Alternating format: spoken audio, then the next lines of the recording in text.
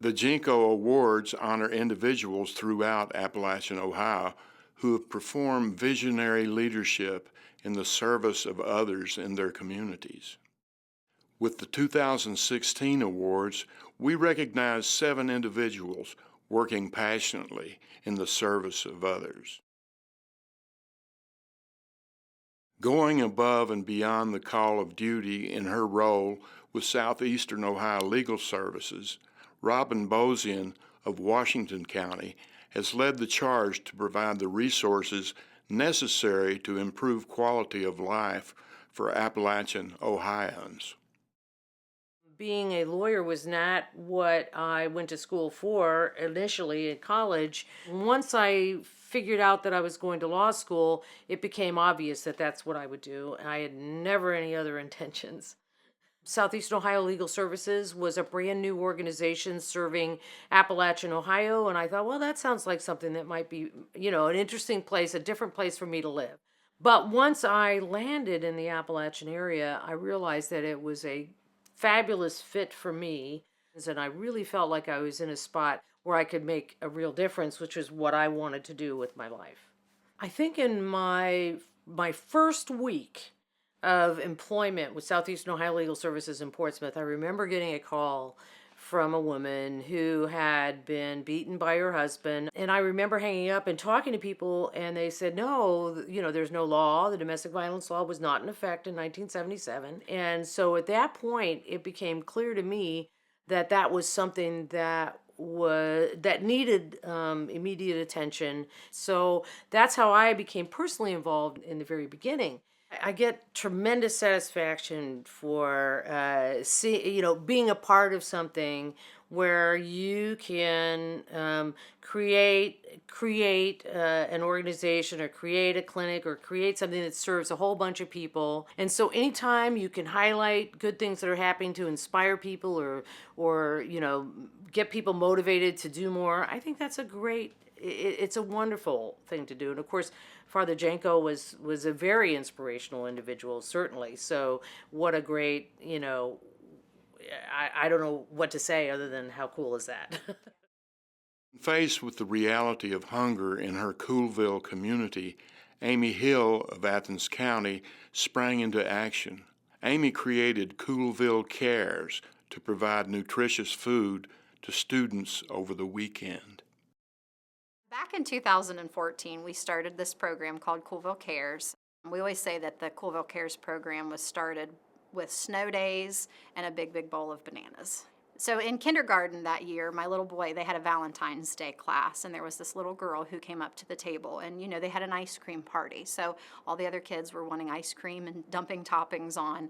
All she wanted was a big, big, huge bowl of bananas. I don't know, something with the snow days and her asking for fruit, something to us that seemed so simple, to us somehow it hit me personally that in that moment we needed to do something. So what happens is we get the nomination form. That goes home with the kids.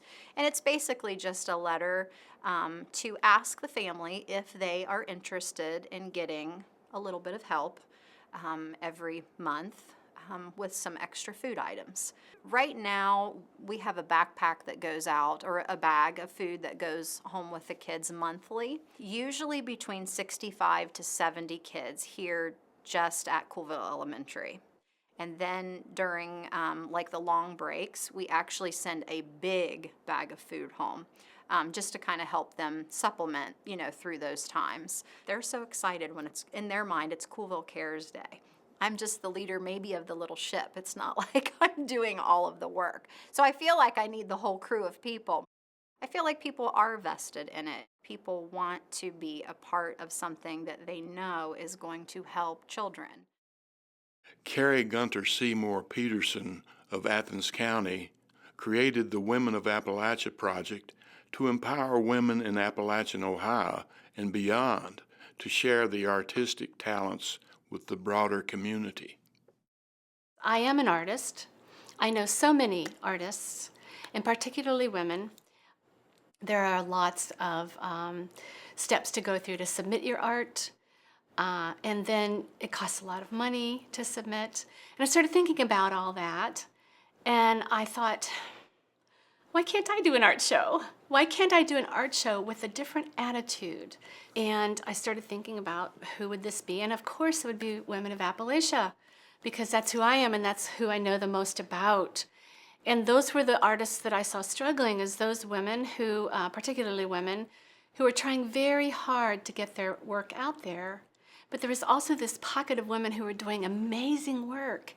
And so it came into my mind to find a venue and have an art show.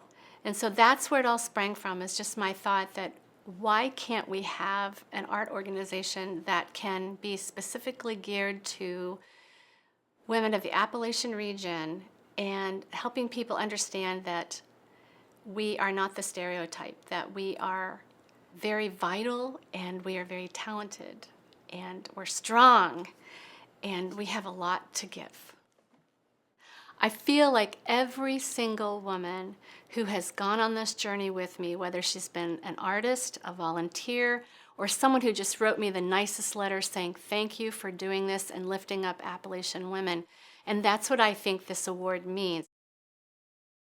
Linda Lake of Muskingum County established the Breaking Free Therapeutic Writing Center to provide equine therapy to children with disabilities, veterans, and troubled teens. Breaking Free is a mission in my life. I've researched therapeutic writing for a few years, and I saw the good that it was doing for so many kids with severe handicaps. I say I never forget a time when I had a mom who had just let her child out of the vehicle, and he had saw his horse right there, and he ran over to his horse, and he had never spoken a word before, and he took a hold of the horse's face and he said, "Hello there." I thought we all were going to hit the ground. Mom come over and she said, "Did you hear what he said?" And I'm like, "I did hear that." She said, "That's his first words." By the end of the year, we've put over 100 students through, kids with disabilities. And then we've added so many different programs in that area with at-risk kids and day camps, and with our new veterans program. But once the students come and they get to see their horse and be with their horse and ride their horse, the therapy itself, especially for kids that have no mobility, and we're taking them from the wheelchairs, we're getting core strength out of them. We're getting, they're more cognitive, they're more aware of their surroundings, and they have a new friend. Becky Cropper of Brown County has a motto that while you can't adjust the wind, you can adjust the sails. In her work with 4-H, OSU Extension, and the Brown County Educational Service Center, she has worked to adjust the sails to create opportunities for Brown County citizens, especially students. 4-H is my passion, it was my love. So when the opportunity became to become an extension educator, I took that opportunity and thus ended up in Brown County working with youth and adults. Well, I retired from extension in 2011. In 2012, the county school superintendent called me to see if I would be interested in coordinating the 40 developmental asset process. Now, the developmental asset process are 40 building blocks that youth need to become productive citizens. So what we did initially was contact each of our school districts and held a meeting where they developed a plan looking at the assets and how they could become engaged in the assets and embrace that process to help students realize their potential and realize those skills and those needs that they would have into their future as well. So I think when we really look at Brown County and what makes things happen is our partnerships, collaboration, and our willingness to work together to focus on helping the 40 developmental asset process become just another word, become part of our vocabulary, so that our students really know that we are looking at you as a unique individual and your growth and development. I think what the Jenco Award really does showcases what can be done in rural communities, what can be done in Appalachia, Ohio. Because in Appalachia, we have a pool of capital resources, yes, but even greater is that human resources. And what this opportunity does is help, again, to sell Appalachia, Ohio to the rest of the state, saying, look at what we do have here. The quality of life is wonderful, and we have great people that make things happen in our local communities. Barbara Summers of Jackson County has a passion for the arts and for theater.